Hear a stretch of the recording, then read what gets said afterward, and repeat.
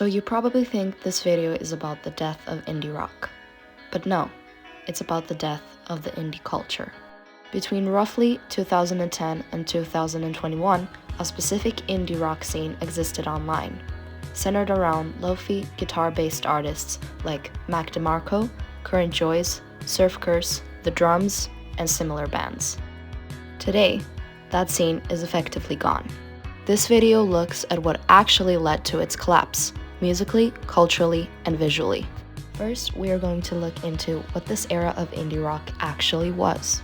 This music falls under indie rock, but more precisely, DIY lo-fi indie. Its common traits usually are guitar-driven songs, low-budget or home recordings, minimal production, and emotional but restrained vocals. It wasn't designed for charts or virality. It was designed for repeat listening by small audiences. The style, and why this was a scene and not just music. This era had a recognizable visual identity. Common style elements were thrifted or secondhand clothing, oversized sweaters and striped shirts, worn Converse, Vans, Doc Martens, messy hair, middle parts, bad head looks, cigarettes, film cameras, tote bags. Nothing looked new or expensive, and that was the point. The style communicated disinterest in mainstream fashion, emotional detachment, and effortlessness over polish. It was anti-branding before branding became mandatory. Why the scene grew? This scene grew because of how the internet worked at the time. Platforms like Tumblr and Bandcamp allowed anonymous participation, slow discovery, and an aesthetic consistency without monetization. You didn't need to perform, you didn't need to optimize, you just existed within the scene. That environment allowed indie rock to thrive. The first structural shifts. In the late 2010s, platform dynamics changed. Streaming services became algorithm-driven, social media prioritized visibility and frequency, artists were pushed toward constant content output. This rewarded music that worked instantly, looked visually distinctive, and could be summarized quickly. Indie rock didn't meet those requirements. The last indie wave. There was one last indie wave.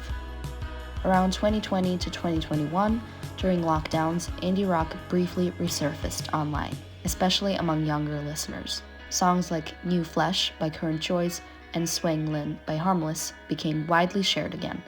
For a moment, it felt like indie rock was coming back. But this wave was fundamentally different. Why it felt real, but wasn't the same.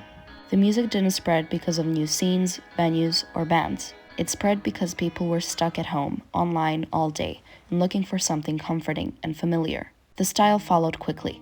Most people dressed the same way. Converse or Vans, bandanas or headscarves, striped tops and oversized sweaters, thrifted jeans and tote bags, bucket hats.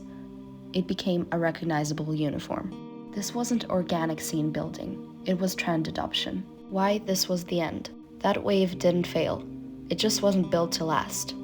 Once lockdowns ended and trends shifted, interest moved on almost immediately. Indie rock didn't disappear after that, but it stopped being something people inhabited.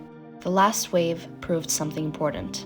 Indie rock could still be trendy, but it could no longer function as a scene. And that's why 2020 to 2021 feels like the ending.